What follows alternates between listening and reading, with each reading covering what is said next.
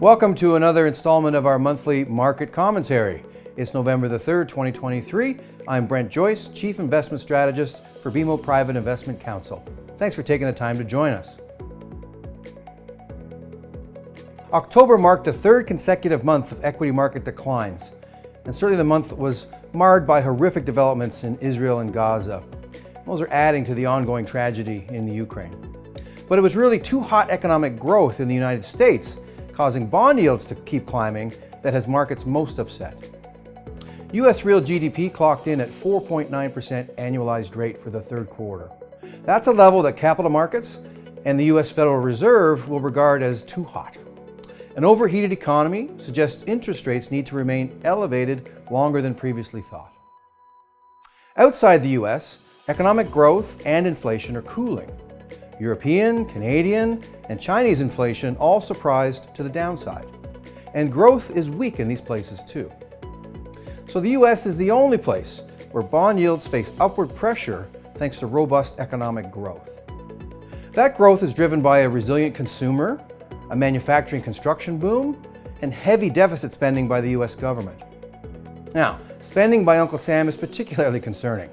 It's juiced the U.S. economy, and by extension, the U.S. dollar.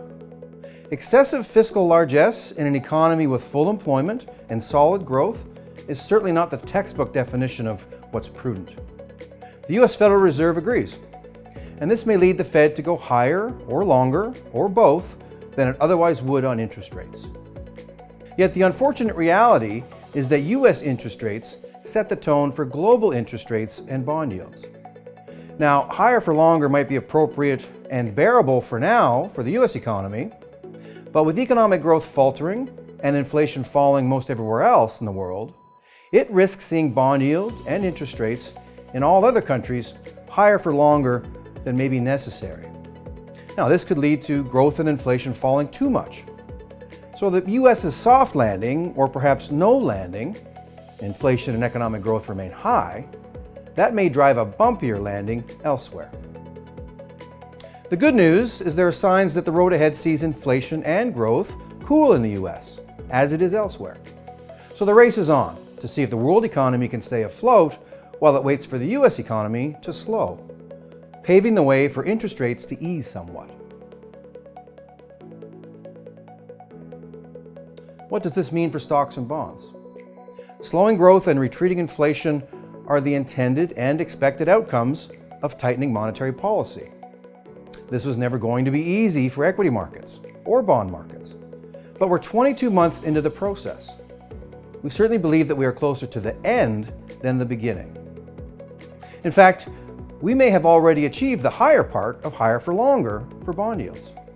All major central banks have paused rate hikes in their most recent meetings. Additionally, the U.S. 10-year bond yield, the bellwether for the U.S. market, it crested above 5%, but it did not remain there. It abruptly turned lower after that initial crest. Additionally, higher for longer yields isn't much about inflation anymore. It's about strong real economic growth. The kind of growth that leads to better than expected corporate earnings, which is precisely what is happening. And looking out to 2024, earnings growth expectations sit in the 7 to 10% range. Earnings growth is the lifeblood of equity market gains.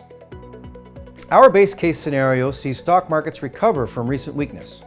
This will happen when fear and risk aversion, driven by politics and geopolitics, subsides.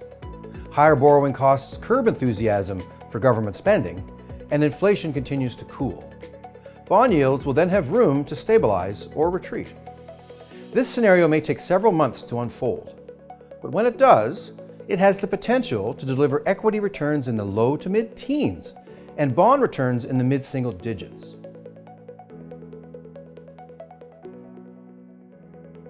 As far as the impact of conflict and war, evidence from dozens of prior events is clear. In the vast majority of cases, markets experience a negative initial reaction, which is then followed by a recovery. As always, we strongly recommend against overreacting to the current volatility. The key is maintaining a well-diversified portfolio, including cash, bonds, high-quality stocks, and selected alternative investment strategies. That's our market outlook for the month of October 2023. Thanks for joining us. We'll see you next time.